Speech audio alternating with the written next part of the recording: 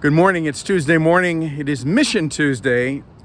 And for the past several weeks, we've been looking at the Ten Commandments. And I've suggested to you that the family is ground zero for missions, and the Ten Commandments are ground zero for the family. But I want to go a step further this morning and suggest that you are ground zero for the family. It's you first, as we'll see. Now, I wonder how many of you are old enough to remember a public service campaign, an ad that aired on the television for 14 years. It was an ad featuring a father and a son, and the voiceover at the beginning of the video says, "Like father, like son." And then it shows a father on a ladder painting the house, and the little boy, his son, picking up a brush and pretending to paint the house. And then they're in the car, and the father sticks his arm out for a turn signal, and the little boy puts his arm out on his side. And then they're walking along a dirt road, and the father picks up a rock and throws it, and the little boy picks up a rock and he throws it. And they end up sitting down by a tree, and the father reaches into his shirt pocket and takes out a pack of cigarettes, takes one out, lights it up, and puts the pack down beside him. And his son looks at the pack of cigarettes, picks it up, and the voiceover at the end is, "Like father, like son." Think about it. Think about it. The scripture this morning reminds us that we are to be good examples. There are good and there are bad examples, and our children follow both of those that they see in us.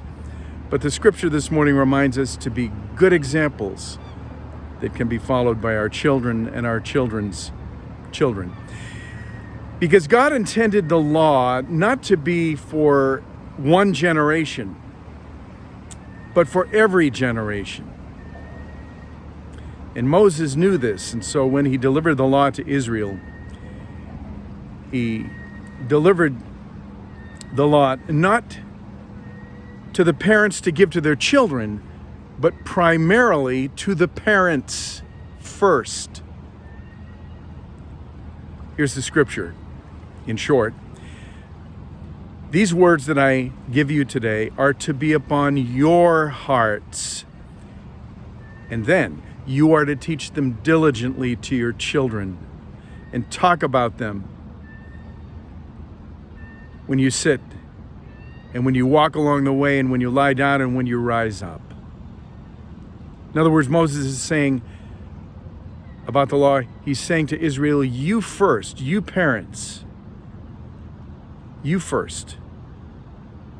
Set the example, and then others will follow it. Now, I learned this lesson. I learned this lesson from my 4-year-old granddaughter, Sophia.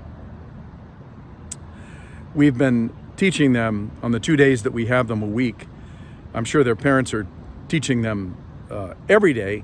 But when we have them, we've been teaching them about manners, about saying please and thank you and I'm sorry and I forgive you. This is kind of the stage they're in. And our 2 4-year-olds and our 2-year-old, we've been kind of drilling this into them.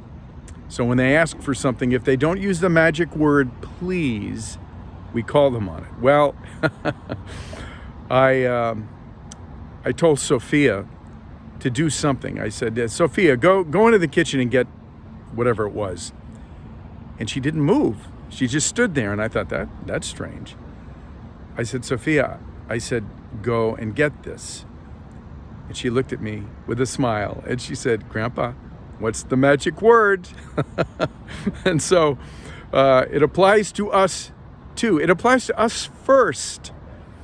Whether you're a parent or a grandparent or a great-grandparent, it's you first. Now, Christ, as always, has set us the example for for this. He came not to be served, but to serve and to give his life. He set that example down to his disciples before he went to the cross by washing their feet. And he said, I have left you an example to follow. The name Christian means little Christ. It means that we've come to resemble Christ by following his example. The word disciple means learner. We are learning to follow Jesus. And so whether it's a child, your son, your daughter, grandson, granddaughter, granddaughter, great-granddaughter, great-grandson, or whether it's just a friend in your life who does not know the Lord, it's you first. Like father, like son. Think about it. Have a great Tuesday.